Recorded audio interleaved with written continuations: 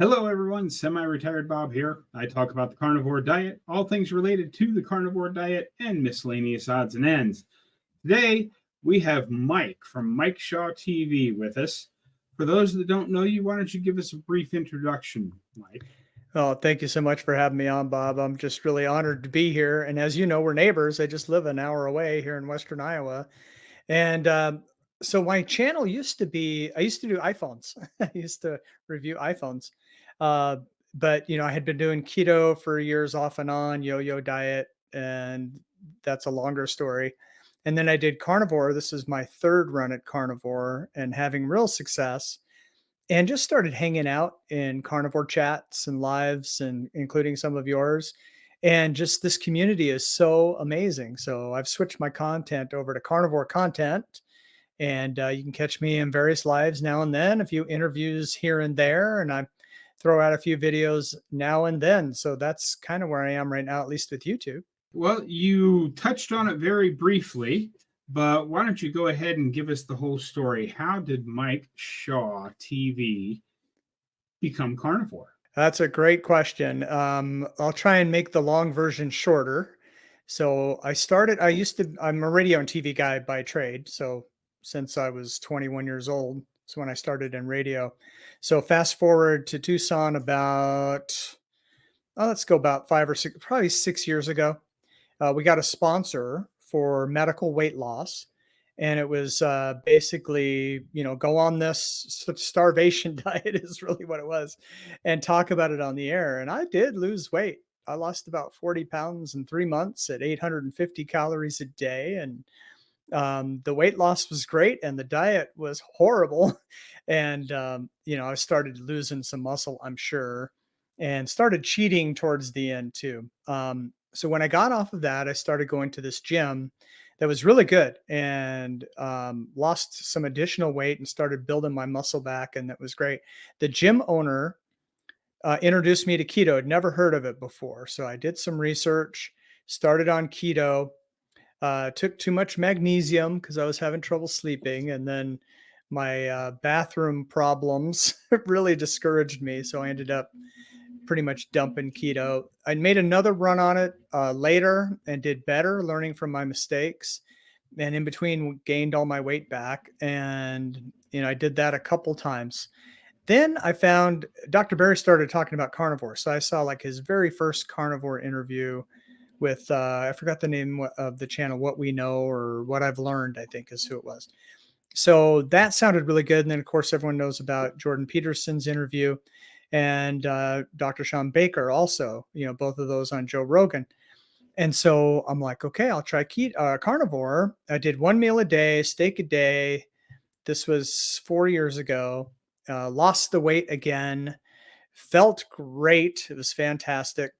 Then my mom was dying, and I moved back to Texas and got to escort her home. And then the disease that shall not be mentioned started. I mean, the lockdown started literally within a week after she died. Super stressful time. And I just ended up eating whatever I wanted. And it was a rough time and gained all the weight back again. So this time, I recently moved to Iowa for some work up here. And I was doing carnivore at the time. So I had realized some weight loss. When I moved up here, it's like everyone is so nice. The Midwest friendly is a real deal. And so it's like, hey, Mike, we want to get to know you. Come on over for dinner. Come on over for lunch, and all this stuff. So I got back to my old ways, put the weight back on.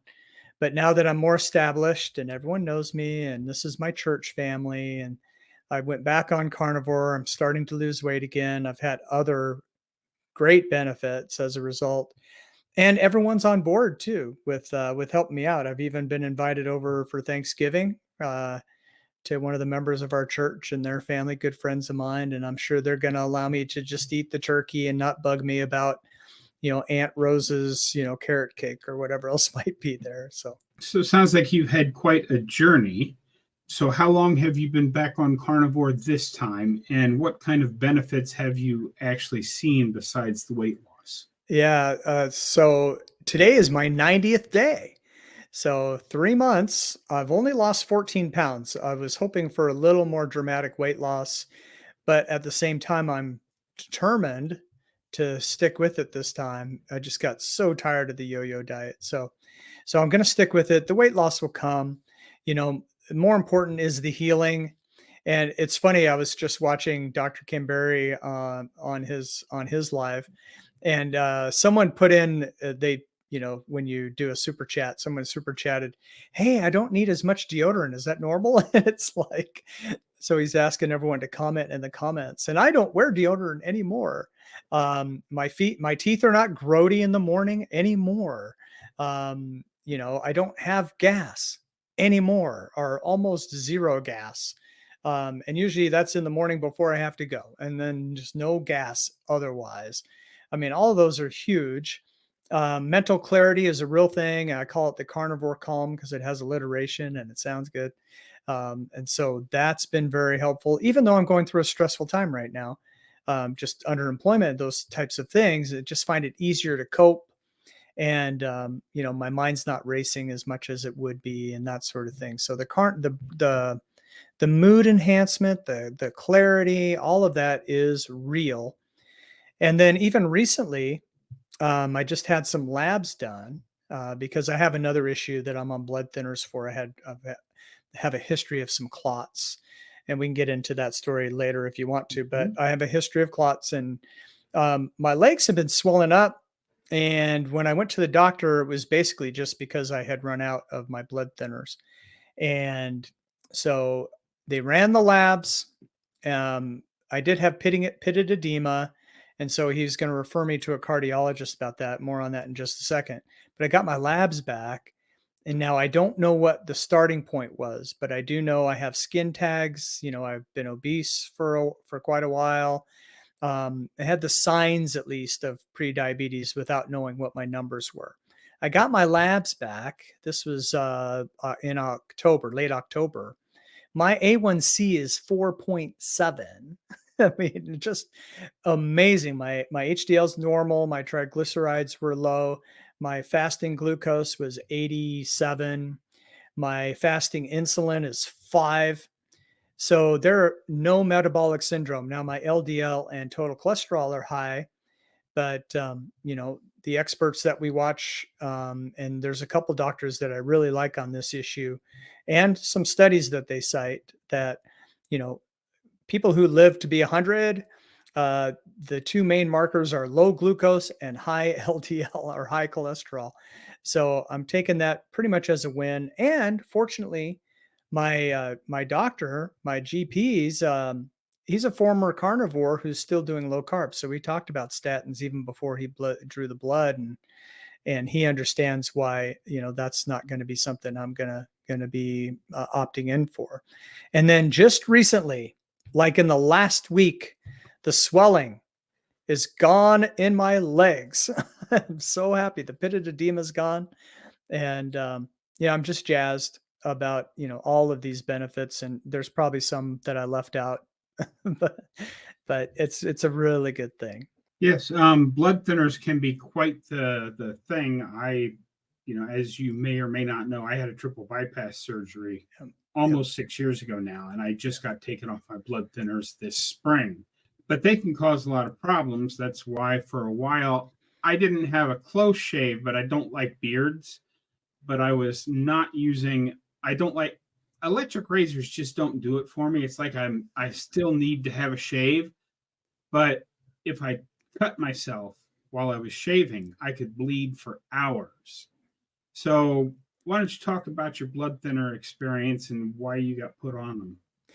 Yeah, so this is kind of a different story, and I've already told it on my channel, so I'm not revealing anything new. But I was always a little nervous about talking about it. But I want to say about 5 years ago, I was drinking way too much, and I do believe that was a contributing factor. Um, I had dropped a wrench or something. I was messing with my battery. I was living in Tucson at the time. It was already 105 degrees out, but I had been driving, and I don't know, there was a problem with my battery or something. Anyway, I was messing with it, and I had my wrench out, and I dropped my wrench, and I was reaching down to get it, and I burned my arm pretty good, but I was on my way to work, so I didn't clean it. I'm a single guy. This is why married men live longer. I never claimed it, I don't think. Um, and so over the following weeks, I was getting dizzy, blah blah blah. Well, finally one night I just couldn't keep anything down, and had a spasm on my back. I lived on the third floor. I couldn't even get down the stairs. So I actually called 911 for the first time in my life and got a ride to the hospital, and I had sepsis.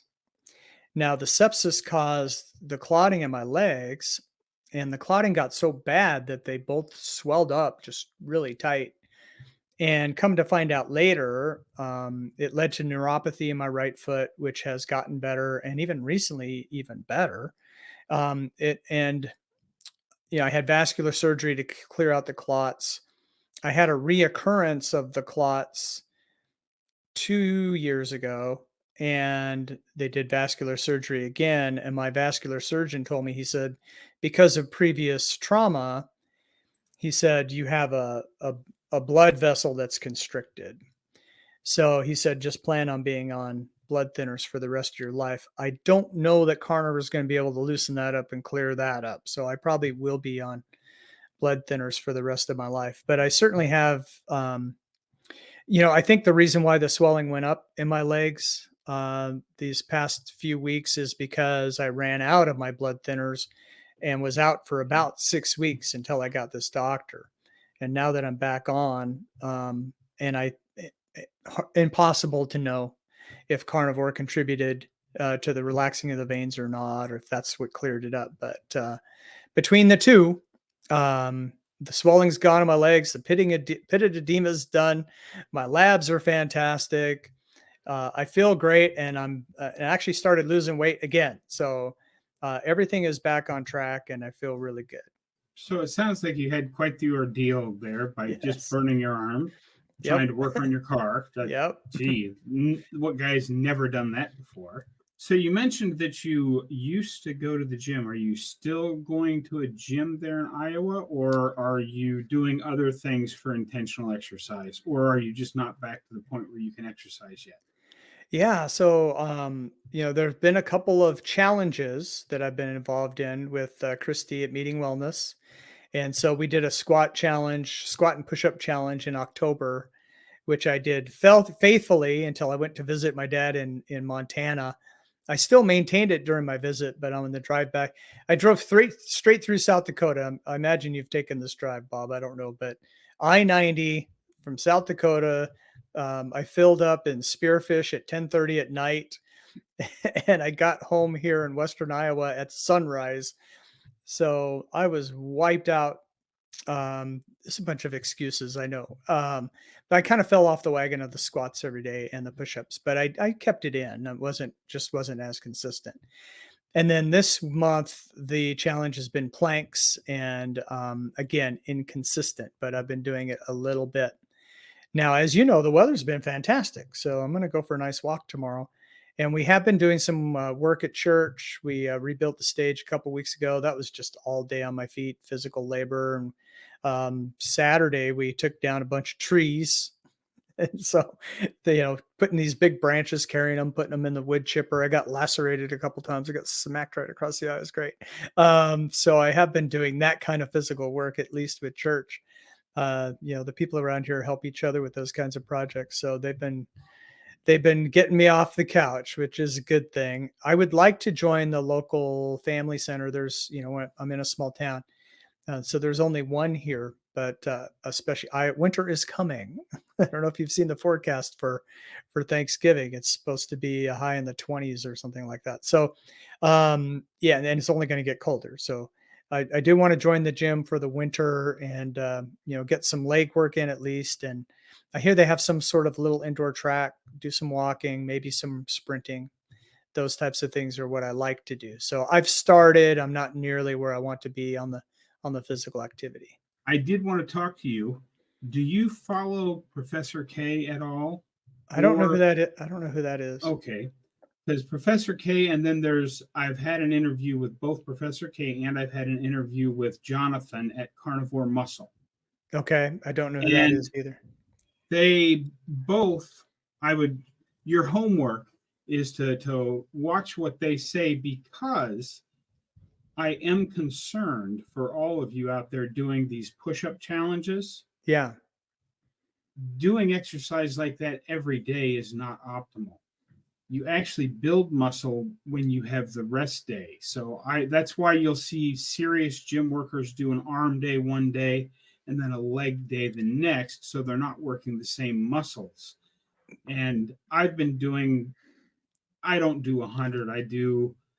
Because I do them really slow, I get about 25 to 30 push-ups in my first rep, and then in the second rep, That's great. I go to muscle failure, which is about 20 in the second rep, and then Yeah. I'm done. And at least 48 hours of rest in between muscle workouts seems to be optimal for actually building muscle. So if you are going to do a squat challenge and a push-up challenge, I would alternate the days.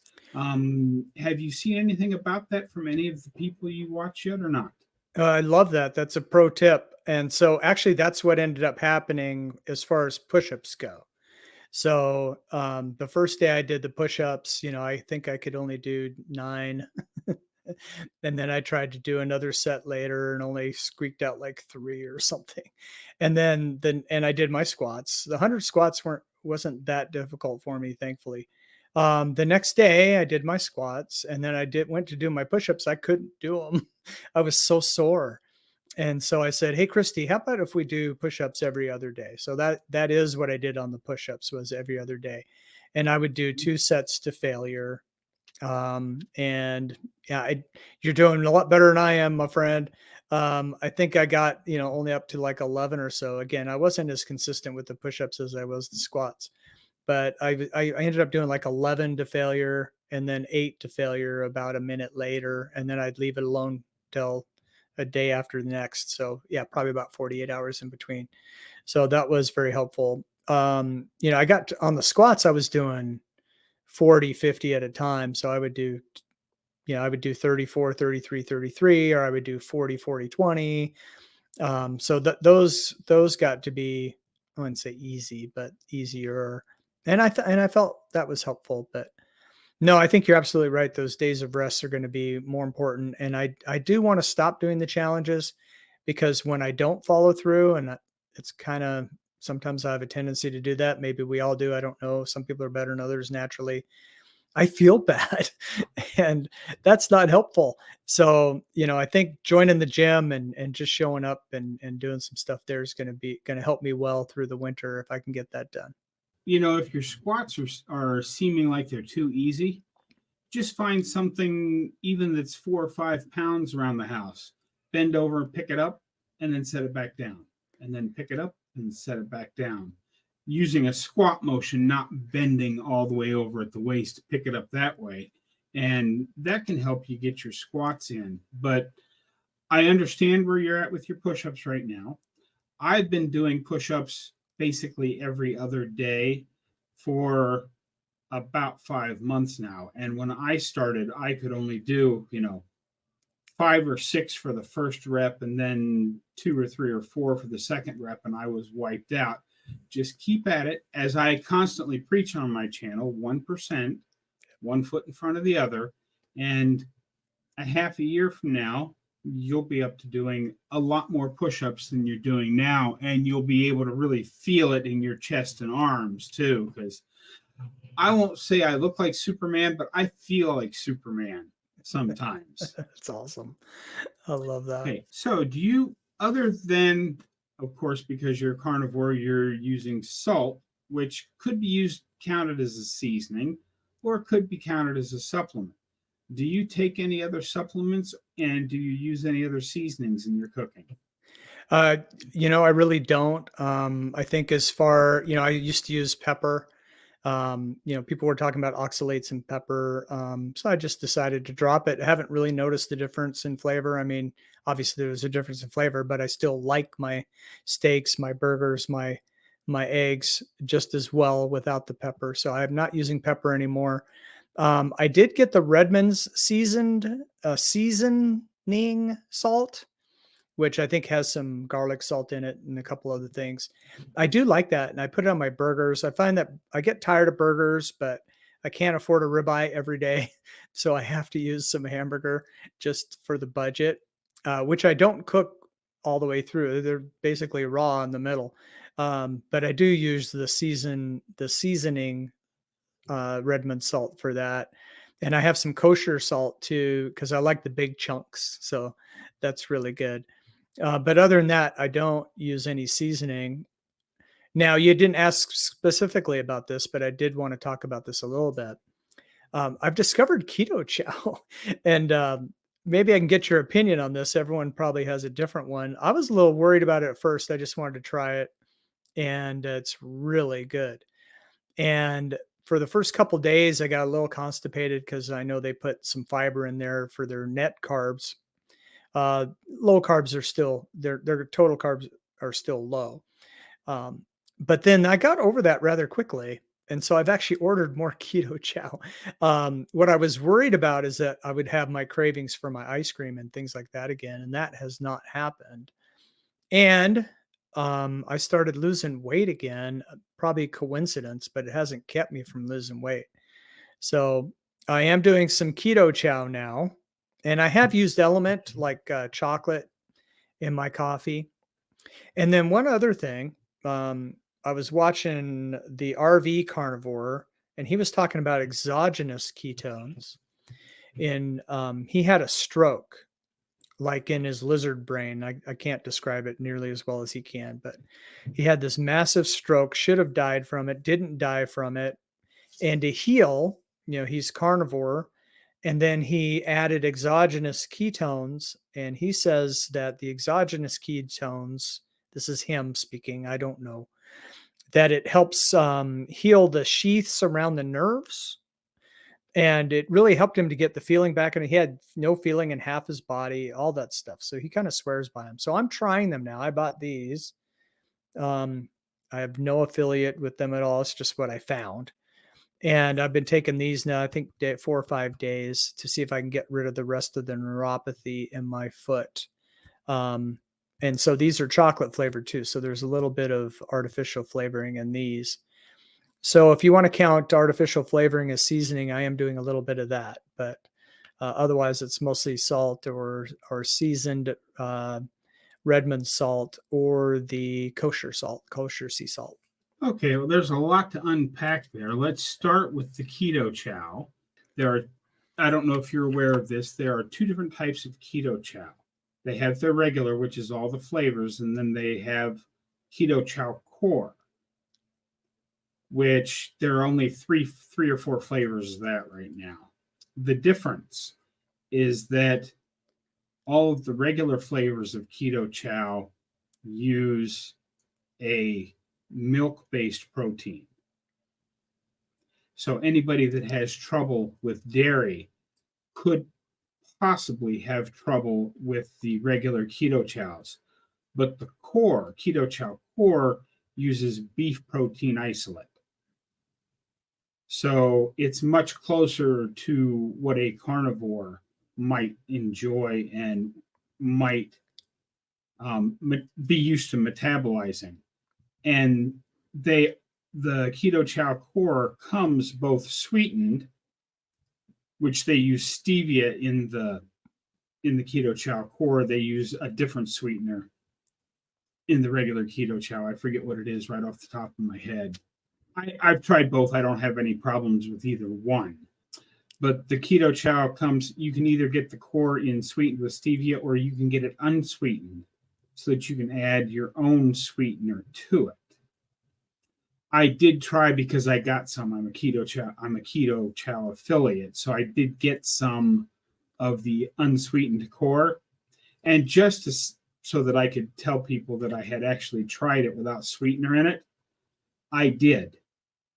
I don't recommend having unsweetened unless you're going to use it in cooking of some sort. I have since taken, I made a pancake recipe where I just use eggs and pork rinds, ground up pork rinds, pork panko, mixed those together, and then basically mixed it up to the consistency of pancake batter, and put it in a big pan of bubbling butter. And those actually turned out really well. And that's fully keto or fully carnivore because it's eggs and pork rinds. But then I thought, I used to like flavored waffles. So I took a packet of the unsweetened Keto Chow core and mixed that into the eggs, and then added just enough pork rind to it to make it the consistency of pancake batter. And that was really good. So it's something to look at if you're going to do Keto Chow products. But again, there's no reason why you can't use Keto Chow. Are they technically carnivore? No. But they are the cleanest ingredient keto type food out there you're going to find that comes pre-packaged like that.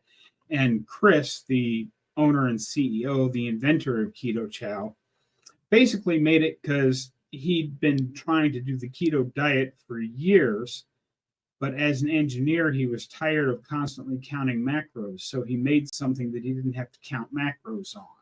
So that is the story that I have for you on Keto Chow. Now, for exogenous ketones, I have no personal experience with them.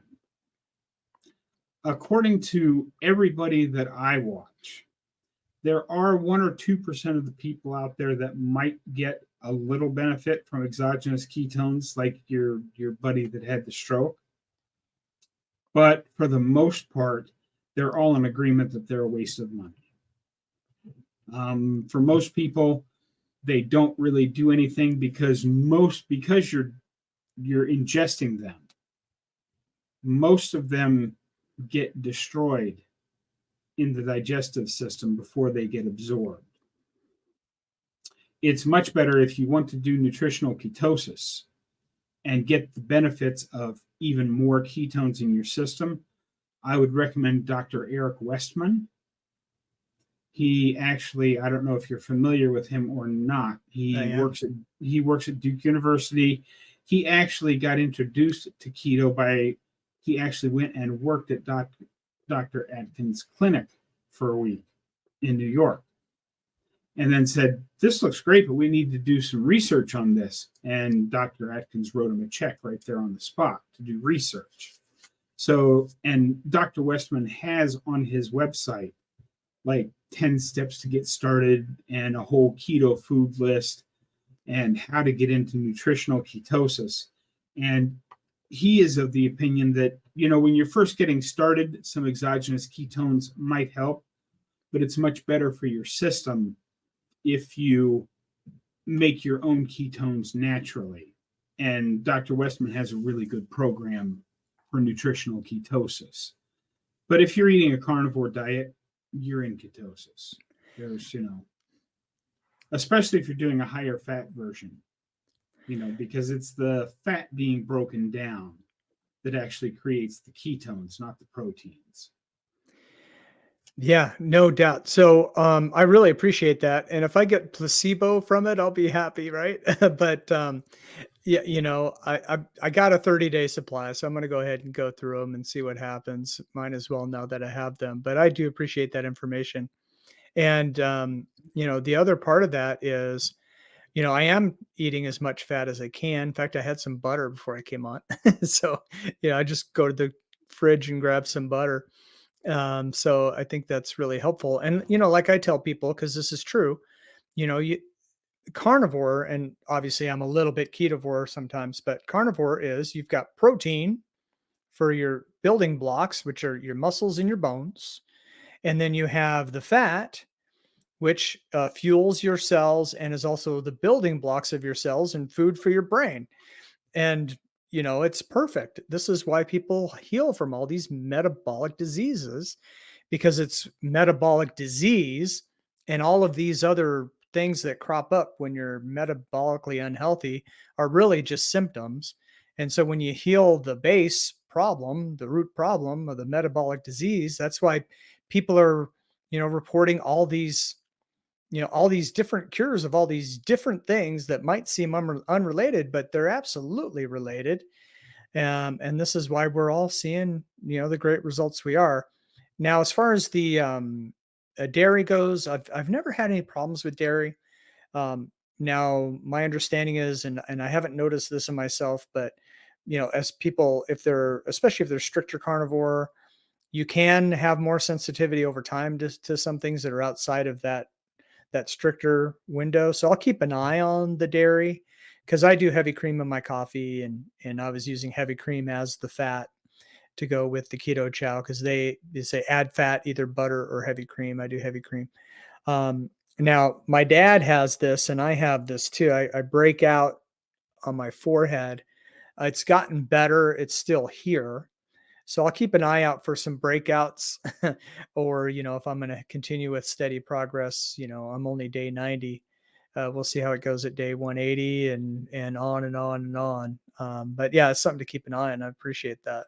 One of the things I forgot to mention, with the Keto Chow, I use butter. I put mine's probably a little buttery for most people and probably a little higher fat than most people like. But I take a whole stick of butter, put it in the shaker cup, cover it with enough water so it doesn't go poof in the microwave. And I let it run for about a minute in the microwave. And then I take my stir stick and keep stirring it because the hot water will eventually melt the butter. And then once it gets melted, I add the packet of Keto Chow, fill the bottle up, and then shake the heck out of it. Word of warning, if you do order Keto Chow core, use a blender, either a stick blender or a real blender. Do not make Keto Chow core in a mixer bottle, in one of their blender bottles, because something about the beef protein isolate, you'll get about 5 shakes in, and then your bottle will go poof.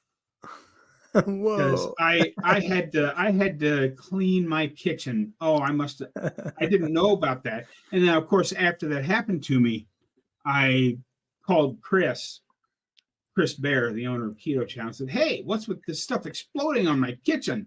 Right. And he's like, "Well, now, Bob, if you had read the directions on the website, you would have seen that I put a big warning about Keto Chow core on the making instructions. But of course, you did not read the instructions. You've got to learn that the hard way." We have come to the point in the interview where I ask you, is there anything that you normally like to talk about that I have not asked you?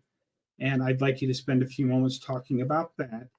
And then I would like you, here you are sitting in front of my audience, tell them what you want them to know about Mike TV, but then if you have any advice for people that are thinking about maybe going carnivore or keto, what would your best advice to somebody thinking about it be? Well, I really appreciate that. It's funny. I used to be a weatherman on TV. So, it's not the specific question you answered me, but what do I like to talk about? I like to talk about the weather, and I don't know if you noticed on my wall, I've got a Minecraft sword. So I used to play Minecraft a lot. I still do some. And then, of course, the cross.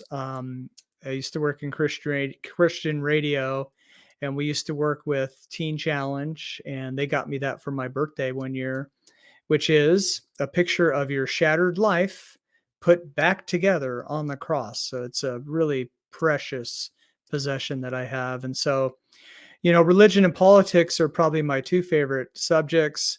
And then I always say, but God gave me a love for the weather so I can talk to people without making them mad. So I'm not even sure that works either. So, that's probably a bigger part of who I am, I guess, or a glimpse into that. Now, as far as the channel goes, I just did a labs video, and since then I did a Keto Chow video. So those are my last 2 videos, but my labs video is doing really well. And I think people are interested, in what your labs look like when you do this kind of diet. And to be honest with you, I was really surprised on how good they were, because, I have been overweight for a long time. And as I said, I have skin tags, and some other issues that I just don't like, that I'm convinced of as pre-diabetic at least. And if that is the case, then I've turned that around in a little over 2 months, because the labs I took were not quite a month ago, and today's day 90. So in, say, we'll call it 7 or 8 weeks, or we'll call it 9 or 10 weeks. I now have an A1C that is slightly low of the range, and low triglycerides, and a low fasting insulin, and a low fasting glucose. Just great markers on my labs. And I was really pleasantly surprised by all of that. And I'm looking forward to, my next set of labs.